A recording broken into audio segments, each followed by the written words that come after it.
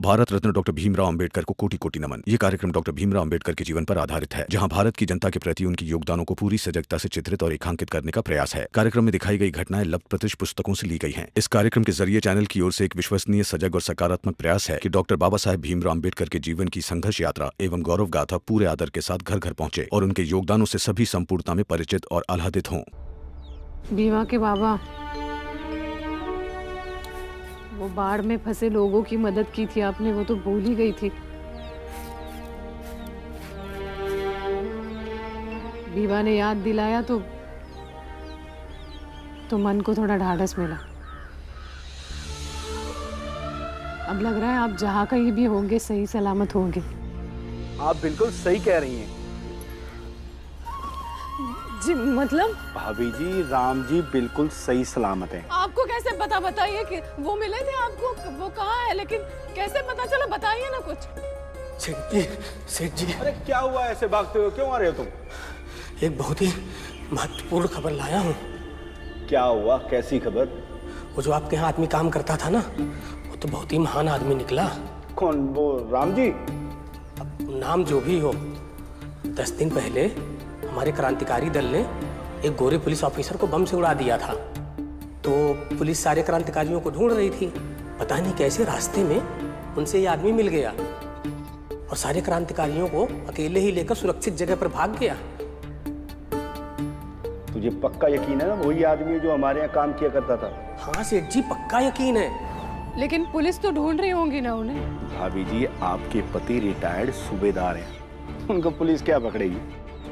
वैसे मेरा मानना है माहौल थोड़ा जब शांत हो जाएगा तो राम जी स्वयं ही घर लौट आएंगे। दुकान पर कुछ दिन पहले वो क्रांतिकारी आए थे, राम जी की उनसे बहस हो गई थी और वो क्रांतिकारी कह रहे थे जो अंग्रेजी सरकार की नौकरी करता है वह देशद्रोह के बराबर है। और राम जी का तर्क अलग था। वो बोले अपने परिवार की पूर्ति के लिए किए गए प्रयास कोई भी अनुचित नहीं हो सकते। परंतु इस घटना के बाद से वो थोड़ा चिंतित थे।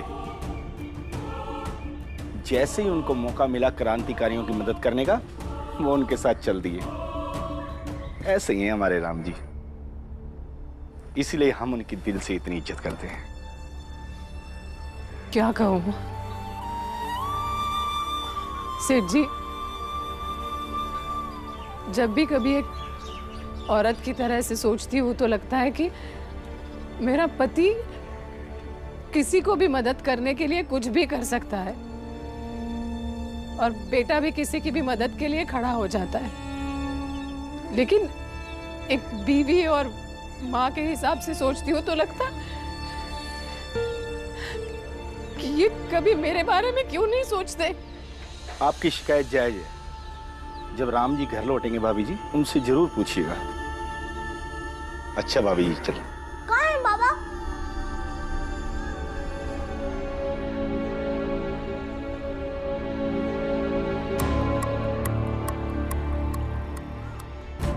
बेटा, मैं तुम्हारी आई को यही बताने आया था कि तुम्हारे बाबा ना। अरे मैं बताती हूँ ना तुम्हें।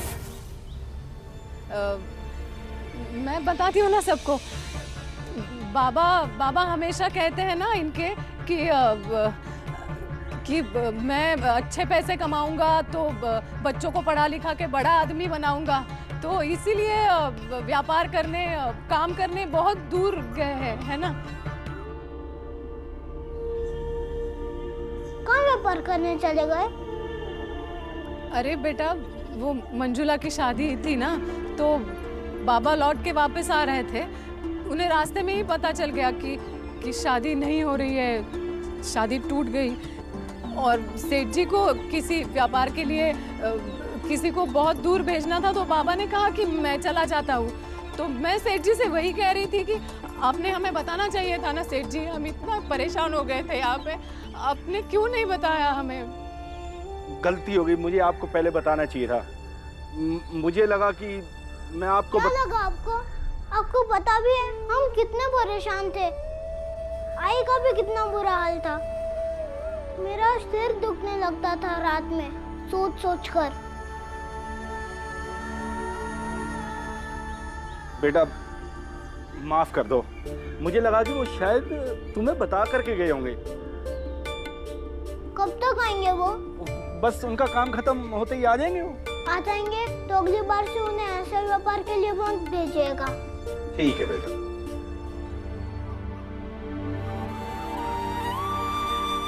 अच्छा भाभी, चलता हूँ फिर। सेठ जी धन्यवाद आपकी मदद का। भीवा के बाबा, आप बस जल्दी घर आ जाइए। तब तक किसी तरह मैं इन बच्चों से ये बात छुपा के रखती हूँ। अरे भीम, इसमें नाराज होने वाली क्या बात है? हाँ देख, बाबा बाहर व्यापार करने गए और लौट के आ ही जाएंगे, और आएंगे तो हम सबके लिए कुछ ना कुछ लेकर ही आएंगे। और इतना दिन साथ में नहीं रहेंगे, उसका क्या?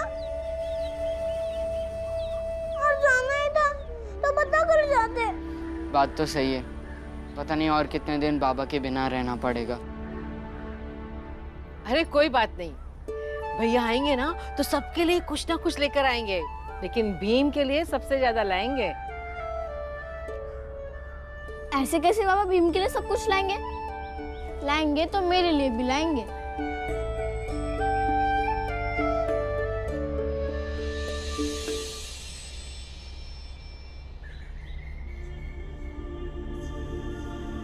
नहीं, मुझे लगता है बाबा इस बार आई के लिए हार लेकर आएंगे। क्यों आई?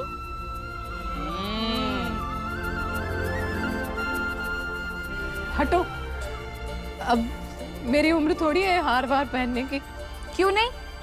बाबा आपसे इतना प्रेम जो करते हैं।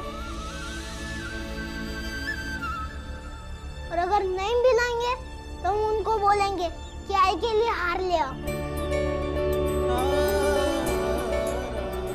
ये हुई ना बात। अरे चुप बैठो आप लोग, उनको पहले आने तो दो। भीमराव, चलोगे खेलने? हाँ हाँ, आएगा ना। भीवा, जा जा। हाँ, मैं जा रहा हूँ।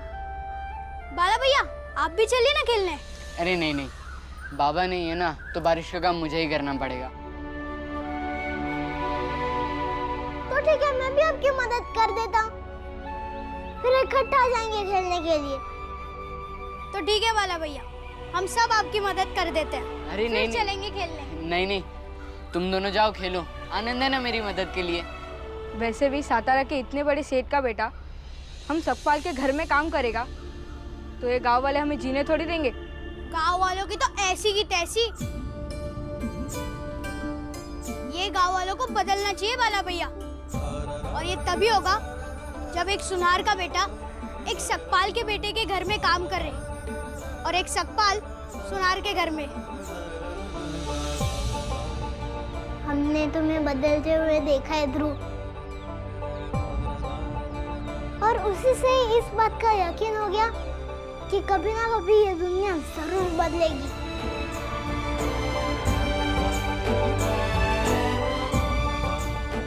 बाद में बदल देना दुनिया, अब खेलने जा। ठीक है। चल आनंद, ये रस्सी पकड़। चल।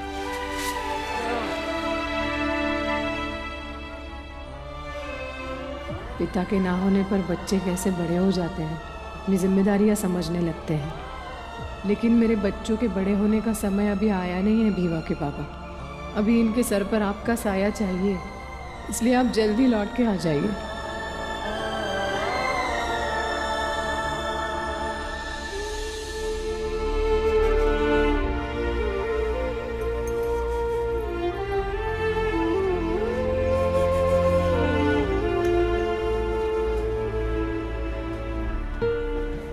गंगा, तेरी आई के मन में कुछ ना कुछ चल रहा है जो वो अपने मन में ही रख रही है। अगर वो ऐसे करेगी और हमें बताएगी नहीं तो ये सोच सोच कर बीमार पड़ जाएगी।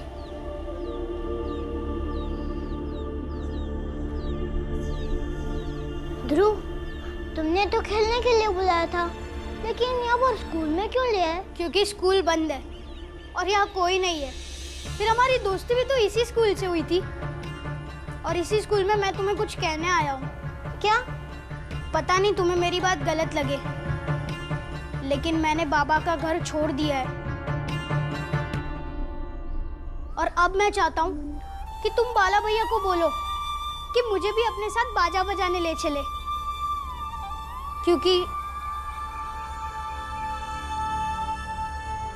अब ना मेरे पास रहने के लिए कोई घर है और ना ही खाने के लिए खाना। लेकिन मैं अपने बल पर कुछ करना चाहता हूँ और मुझे बाला भैया की तरह बाजा बजाना बहुत अच्छा लगता है। ध्रुव, तुम्हें ऐसे घर नहीं छोड़ना चाहिए था। कोई परेशानी होती तो अपने बाबा से बात करो। देखो ध्रुव, अभी तुम स्कूल में खड़े हो, अभी तुम्हें पढ़ना लिखना चाहिए। और वैसे भी तुम्हारे जात वाले ये बाजा बजाने में जाते। भीमराव, किसी काम पर जाति का नाम भगवान ने नहीं, इंसान ने लिखा है। और ये बात मैंने तुम्ही से सीखी है। और तुम अगर चाहो तो सोने का काम कर सकते हो, और मैं चाहूँ तो बाजा बजा सकता हूँ। मैं बस इतना ही जानता हूँ। अगर तुम मेरी मदद करना चाहते हो तो करो, और अगर नहीं करना चाहते हो तो मत करो। लेकिन मैं वही करूँगा जो मैंने सोच रखा है। भीम, भीम, अब मैं चलता हूँ।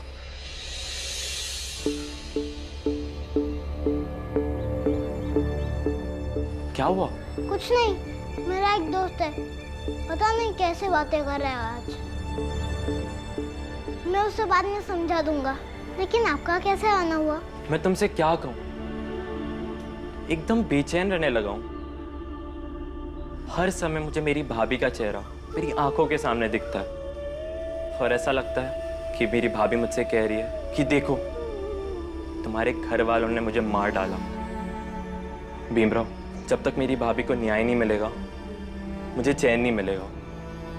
मैं तुम्हारे घर नहीं जाना चाहता था, और कोई दूसरा आदमी है नहीं जो मेरी पीड़ा समझे। और अच्छा हुआ तुम मुझे यहाँ ही मिल गए। अब हम इत्मीनान से बात कर सकते हैं। तो बताओ भीमराव, मुझे क्या करना चाहिए?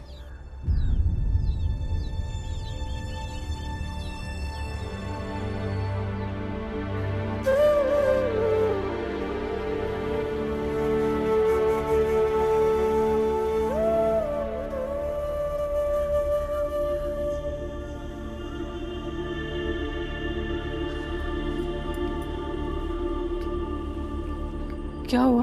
ये तो आप बताइए आई, क्या हुआ?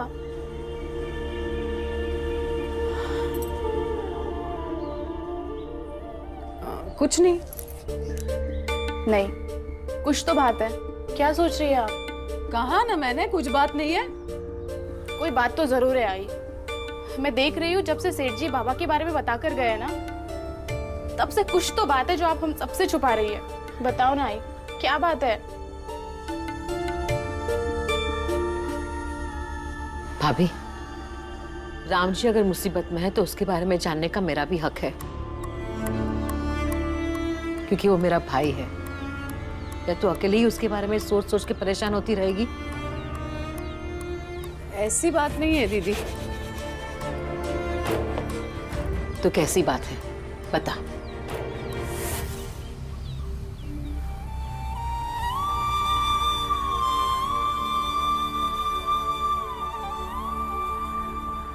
वो कोई व्यापार करने नहीं गए हैं।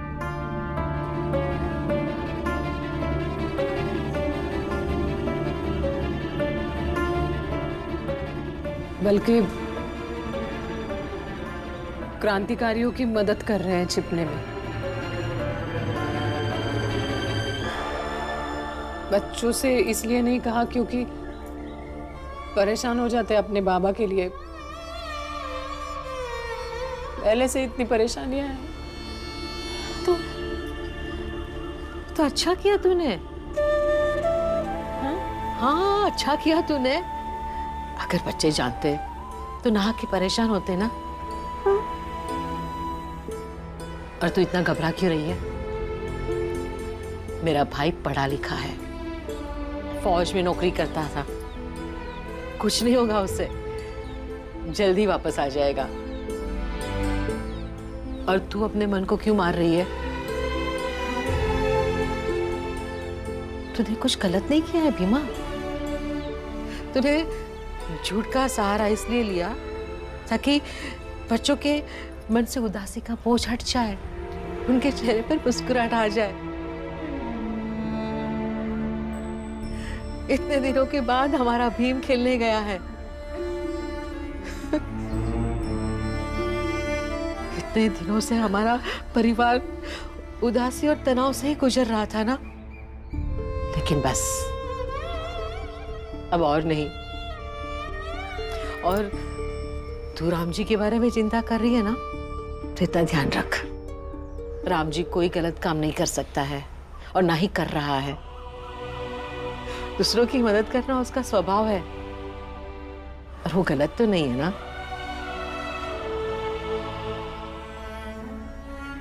दीदी बस अब सामने आके खड़े हो जाए।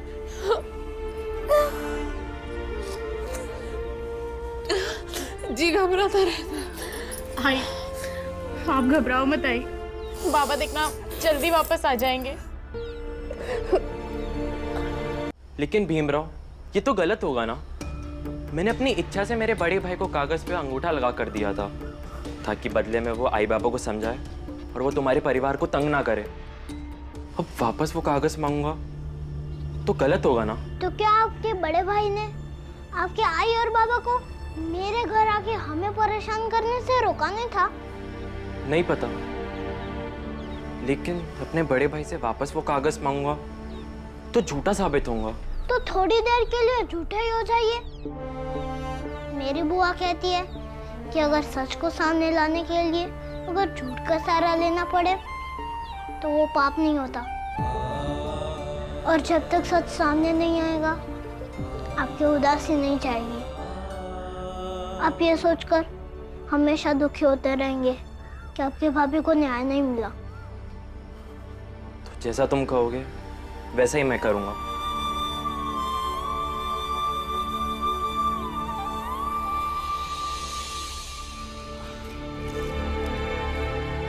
तेरा दिमाग खराब हो गया? सुबह सुबह में क्या भांग वांग खा लिया जो पागलों की तरह बातें कर रहे हैं? तो मेरे साथ बाजा बजाएगा? कोई भी बड़ी जाति वाला बाजा बजाता है जो तू बजाएगा? अरे तेरे बाबा तेरे हाथ पैर तोड़ देंगे। मैंने अपने बाबा का घर छोड़ दिया है और अब मैं आजाद हूँ। चाहे जो करूँ, मैं भी अपने बाबा को दिखाना चाहता हूँ कि उनके बिना मैं ये संसार में कुछ कर सकता हूँ और जी सकता हूँ। और बाला भैया, सबसे बड़ी बात कि मुझे भी आपकी तरह बाजा बजाना बहुत अच्छा लगता है। तुझसे तो बात करना ही बेकार है। ध्रुव, तू तो भीम के साथ खेलने गया था, फिर वहां से आने के बाद ये सब क्या बोल रहा है? हाँ, तुझे बाजा बजाने का भूत कहाँ से पकड़ लिया? भूत नहीं आनंद, शौक है मुझे बाजा बजाने का। और अब तो ये मेरे लिए जरूरी भी हो गया है। मुझे भी अपने बाबा को दिखाना है कि उनके बिना मैं इस संसार में जी सकता हूँ। भीम से भी मैं यही कहने गया था, लेकिन उसने भी मेरी बात नहीं सुनी। और तब तक वो तुम्हारे वो भास्कर जी आ गए और मैं चला आया। भास्कर जी? बाला भैया से बोलो ना आनंद, मुझे अपने साथ बाजा बजाने ले चले। लेकिन भास्कर जी भीम से मिलने क्यों आए थे? पता नहीं, मैं जो बोल रहा हूँ वो सुन नहीं रहे हो और तुम्हें भास्कर जी की पड़ी है।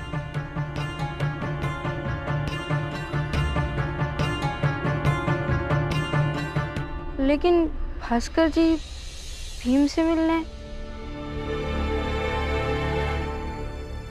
मैं जानता हूँ कि भास्कर जी को उनके बड़े भाई वो कागज नहीं देंगे, क्योंकि भास्कर जी की बातों से लगा कि उनके भाई बहुत लालची हैं। और एक लालची इंसान खुद के पास आए किसी भी चीज को जो उसके फायदे की हो अपने हाथ से नहीं जाने देना चाहता।